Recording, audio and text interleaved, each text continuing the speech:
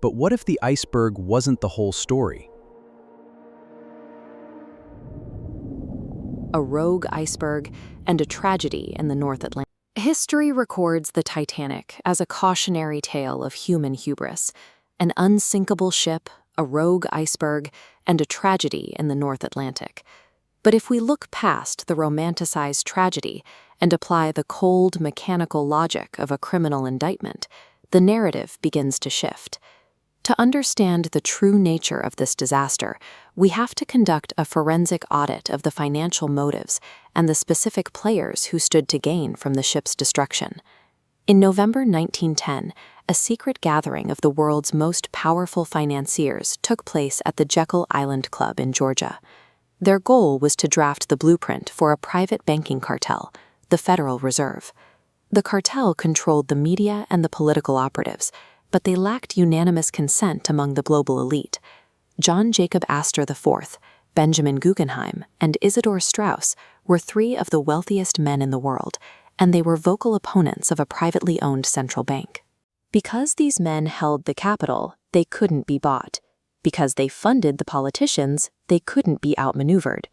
Their existence represented a total blockade of the cartel's legislative agenda. To clear this obstacle without triggering a national scandal, the architects required a high-casualty event, a sacrificial vessel that could mask a targeted assassination as a maritime accident. J.P. Morgan, one of the primary architects of the private banking cartel, was the owner of the White Star Line. He controlled the exact vessel used to transport his three greatest rivals. In 1911, Morgan faced a financial crisis when the Titanic's sister ship, the Olympic, suffered a catastrophic collision with a British warship. The insurance company refused to pay, leaving Morgan with a total loss. Both ships were parked side by side in the Belfast shipyard for weeks. This provided the secluded opportunity to swap nameplates, lifeboats, and menus, effectively rebranding the crippled, uninsurable Olympic as the Titanic. This switch provided a dual harvest, a massive insurance fraud to recoup the Olympic's losses, and a doomed ship to carry Morgan's financial enemies. The passenger manifests show the signatures of foreknowledge. J.P. Morgan abruptly canceled his passage hours before departure, claiming inmiss, yet was seen completely healthy at a French spa resort.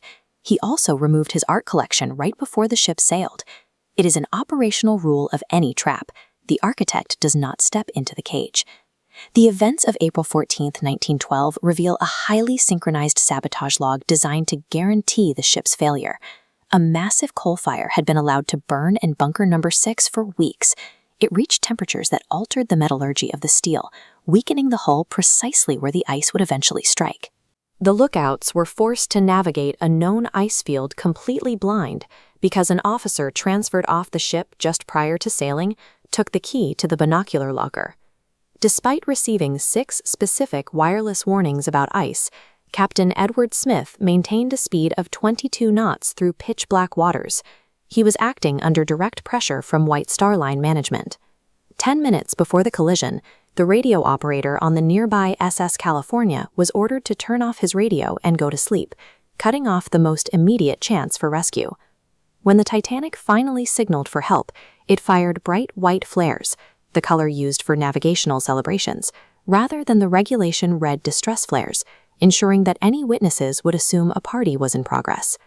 When these calculated operational failures are viewed as a single synchronized chain, the pattern shifts from negligence toward premeditation.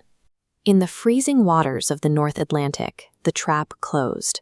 Astor, Guggenheim, and Strauss were killed, alongside 1,500 people used as collateral damage to mask the strike.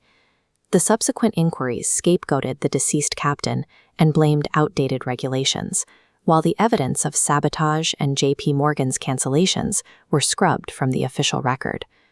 The destruction of the ship achieved the cartel's objective. The primary financial and political opposition to a central bank was buried at the bottom of the ocean.